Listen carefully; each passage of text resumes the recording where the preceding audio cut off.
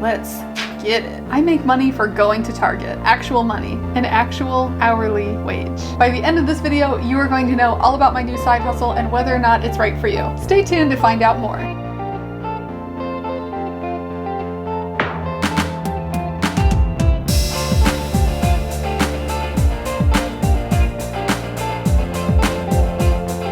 Hey girl, welcome back to Glam Life by Meg, where I teach you how to efficiently and glamorously live your very best life. Say hi in the comments if you're new here. It's nice to virtually meet you. Before we get to the good stuff, make sure to like, comment, and subscribe for more videos like this. And don't forget to ring that bell so that you can be notified every single time that I post a video. You heard that right.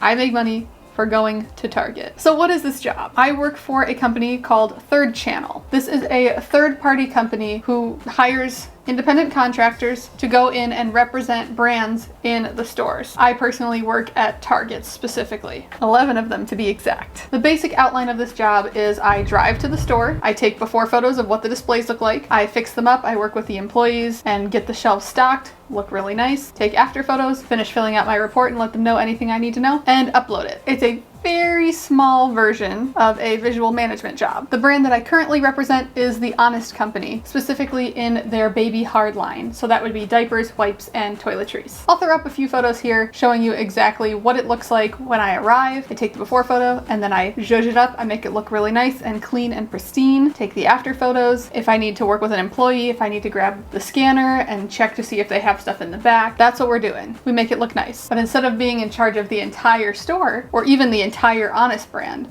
it's specifically 3 sections in the store. I make $15 an hour plus zone rates. Zone rates are the money that you make for driving to and from the store. Some of my stores are as close as a mile away from where I live, where I make 44 cents for driving to and from, and some of them are all the way up in Vancouver, which is roughly an hour away from me. And for those ones, I make closer to $8. They told me that they would never send anyone further than 60 miles. I personally don't have to go more than 25. I think my furthest store is 25 miles away from me. The zone rate pays you as if you are driving to the store and back each time. If you're smart like me, you will arrange your store visits in sections.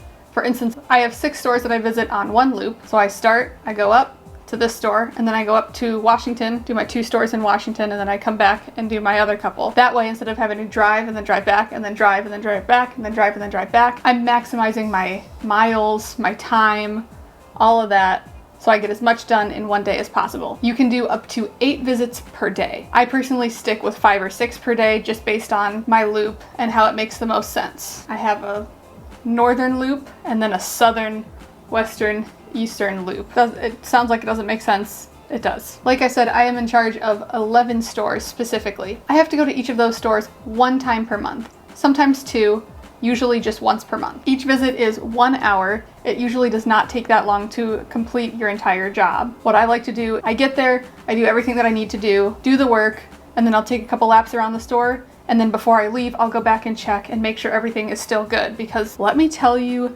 the baby section, people are buying the diapers, they are buying the wipes and the toiletries. It is nuts. In some of these stores, I am literally handing it off the shelves to people because they just can't keep it stocked fast enough. Babies poop a lot. You get to make your own schedule, and you can go whenever the Target is open. So right now, most Targets are 8 a.m. to 10 p.m. That means anytime during that day, whenever it works for you. So you can make this work as extra income if you have a full-time job. You can do this on the weekends. You can do this on your way home from work and just do a visit here and a visit there if that's how you want to do it. I personally like to stack and attack and get it done in 2 days. The application process is pretty straightforward. You do have to record a couple video responses in order for them to see you and make sure that you're a real person and not a bot. Then they send you some training videos to watch, and you have to do a couple quizzes for comprehension. And then I also had a meeting with my managers. I don't see them ever, but they were letting me know a few things, showing me how the app works, making sure I didn't have any questions and answering any questions that I did have. I got paid $30 for that. So get paid $30 to train, and then I make $15 per visit. So that's $15 per hour plus the zone rates. My zone rates add up to about $50 per month. So I love that I don't have to track the miles too. That's very nice, because that can be a bit of a pain. My Door Dashers, you know what I'm talking about. Once you're out in the field, everything goes through an app on your phone. It's the ThirdChannel app, and you schedule everything through here. You go to the store, you start the visit, you answer all the questions. They ask you questions like the day and the time that you were there, the size of the store, whether or not the entire store was clean. Like, they really ask you some questions. They want you to take a picture of the outside of the store just to see what it looks like, make sure that you're there. You know, I walk in, take my picture. That's what the display looks like. Okay, I usually go around and say, okay, one, before, go over to, so that's the diapers, cool.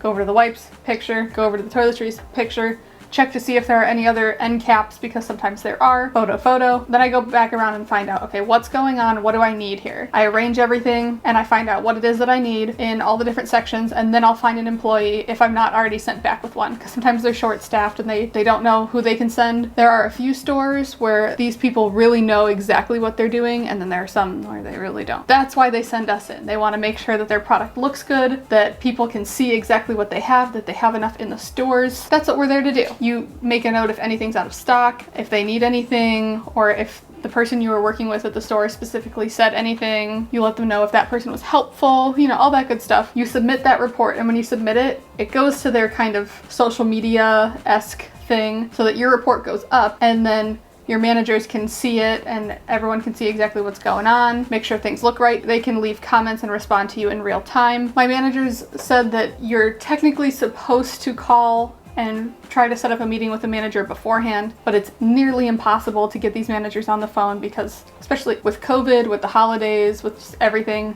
they're busy. So they said just go in, check in, and just ask them if someone can give you 10 minutes of their time, and usually they can. So let's talk about the pros and cons. Pros: you get paid a decent wage for your work. I don't know if it's $15 an hour everywhere or if that's just here. I'm not really sure. I'm in the state of Oregon and I have a couple stores up in Washington, just to give you a little idea. I get paid a decent wage. I get to make my own schedule. I don't have to keep track of my miles. There are opportunities to take on more brands to make more money, which is awesome. And it's safe enough to do this by myself. I only have one store that's kind of in a sketchy area, but I park close, take my picture, get inside, and it's very safe inside. It's also a fun way to drive around. I get to see a little bit of the Pacific Northwest. It's pretty cool. Cons: it's not as much work as I was initially hoping for. I thought when I applied for this that I was going to get a full-time job based on the way that they made the listing. It would only be full-time if you took on a bunch of different brands. My other negative side is that it does take time to get the feedback. You also have to pay for gas. So it is profitable. I think it would be more profitable if I could take on more brands and say I have maybe 2 or 3 brands at all of those same stores. Well, then I would be able to go and spend 3 hours at that same store and get paid like I'm driving back and forth 3 times. That's what I'm thinking. So I'm going to keep my eyes open to see if they have more brands here in the future. Overall, I think this is a great job if you're trying to bring in some extra money on the side. I don't think they're going to give me enough brands for it to become a full-time gig, but it is pretty good. If you have any other questions about this side hustle, let me know in the comments below and I'm happy to answer them. You can also follow me on Instagram at Glam Life by Meg. That's where I give you guys real time when I'm door dashing, when I'm doing all my different side hustles, when we're doing things. That's when you get the real time in the stories. Which side hustles would you like me to review next? I do have a request to talk about and take you guys with me when I donate plasma. That's it for this video, and until next time, stay hydrated, sis.